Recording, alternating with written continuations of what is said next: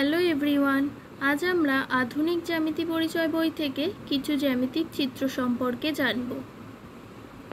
তোমরা আধুনিক জ্যামিতি পরিচয় বইয়ের 42 পাতা খোলো। দেখো রয়েছে বৃত্ত ও তার অংশসমূহ। বৃত্ত কাকে বলে?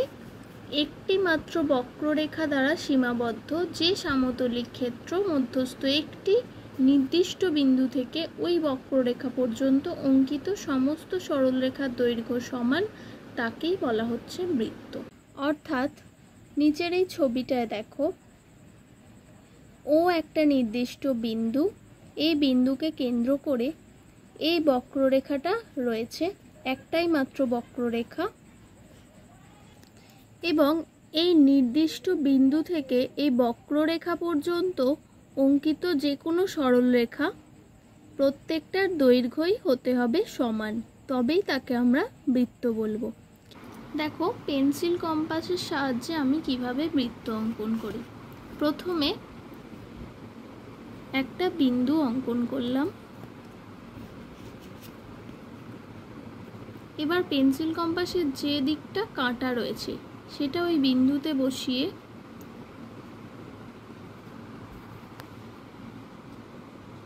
কম্পাসটা ঘুরিয়ে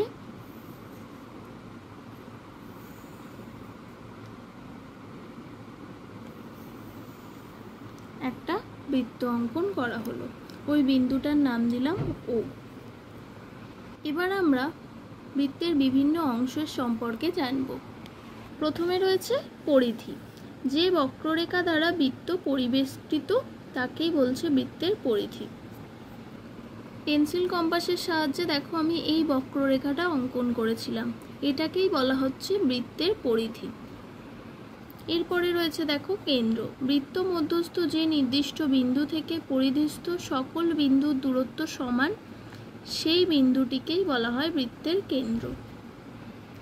দেখো প্রথমেই আমি এই বৃত্তের মধ্যে বিন্দুটা অঙ্কন করে নিয়েছিলাম, আর এই বিন্দু থেকেই আমি বৃত্তটা অঙ্কন করেছি। তো এই বিন্দু থেকে পরিধির মধ্যে অবস্থিত যে কোনো বিন্দুর দূরত্ব সমান, তাই এই বিন্দুটাকে বলা হচ্ছে বৃত্তের কেন্দ্র। এই ও বিন্দুটা হলো বৃত্তের কেন্দ্র। এরপরে রয়েছে জ্যা। বৃত্তের পরিধির ওপর অবস্থিত যে কোনো দুটি বিন্দুর সংযোজক সরলরেখাকে বলা হয় জ্যা। আর আরেকটা কথা বলে রাখি, বৃত্তের সবচেয়ে বড় জ্যা হলো বৃত্তের ব্যাস। বৃত্তের পরিধির ওপর যে কোনো বিন্দু, এটা একটা বিন্দু যার নাম দিলাম এ, এটা একটা, এখানে একটা বিন্দু রয়েছে বি। এই এ বি বিন্দুকে আমি একটা সরলরেখার মাধ্যমে যোগ করে দিয়েছি, তাহলে এ বি হলো একটা বৃত্তের জ্যা। দুটোই দেখো বিন্দু দুটো পরিধির মধ্যেই অবস্থিত। আর আগে কি বললাম যে বৃত্তের সবচেয়ে বড় জ্যা হলো বৃত্তের ব্যাস, সেটা আমরা পরে আসছি কিভাবে হয় দেখো। এরপরেই রয়েছে বৃত্তের ব্যাস। বৃত্তের কেন্দ্রভেদী জ্যাকে বলা হচ্ছে ব্যাস। দেখো বৃত্তের মধ্যে সি একটা পরিধির মধ্যে রয়েছে বিন্দু, আর ডি একটা বিন্দু। এই সি আর ডি কে আমি যোগ করে দিলাম একটা সরলরেখার মাধ্যমে। এটা দেখো বৃত্তের কেন্দ্রের ওপর দিয়ে গেছে, তাহলে এটা হচ্ছে বৃত্তের কেন্দ্রভেদী জ্যা, আর এটাই সব থেকে বড় জ্যা, একে বলা হয় বৃত্তের ব্যাস। আর রয়েছে ব্যাসার্ধ। বৃত্তের কেন্দ্র থেকে পরিধি পর্যন্ত অঙ্কিত সরলরেখাকেই বলা হয় ব্যাসার্ধ। কেন্দ্র বলতে ও বিন্দুটা, এখান থেকে পরিধি পর্যন্ত অর্থাৎ ডি পর্যন্ত, বা এখান থেকে এই জায়গায় এই বিন্দুটা হয়তো ই নাম দিলাম, ও ই যোগ করে দিলে একটা সরলরেখা পাবো, ও ই সরলরেখা, এটাও হতে পারে বৃত্তের ব্যাসার্ধ। তাহলে কেন্দ্র থেকে পরিধি পর্যন্ত অঙ্কিত যে কোনো সরলরেখাকেই বলা হচ্ছে বৃত্তের ব্যাসার্ধ।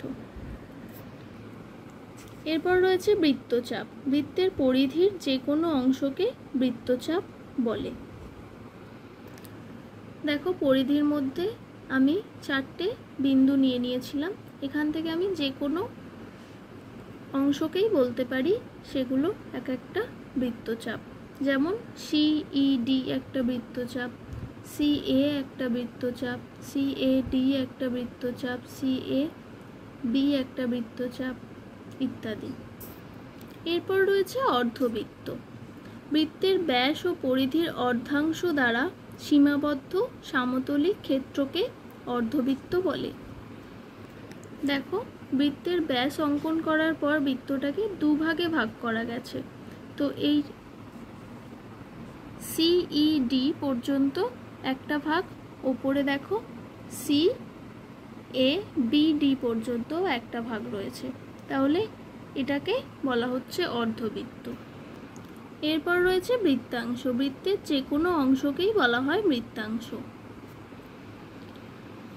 দেখো, সি এ বি পর্যন্ত একটা বৃত্তাংশ, সিইডি পর্যন্ত একটা বৃত্তাংশ। এইভাবে আমরা যে কোনো অংশকেই বলতে পারি বৃত্তাংশ। এই বৃত্তাংশ পর্যন্তই তোমাদের পড়া থাকবে। আশা করি সকলেই বুঝতে পেরেছো। বুঝতে না পারলেও তোমরা আমাকে ক্লাসে জিজ্ঞাসা করো। বাই সকলকে।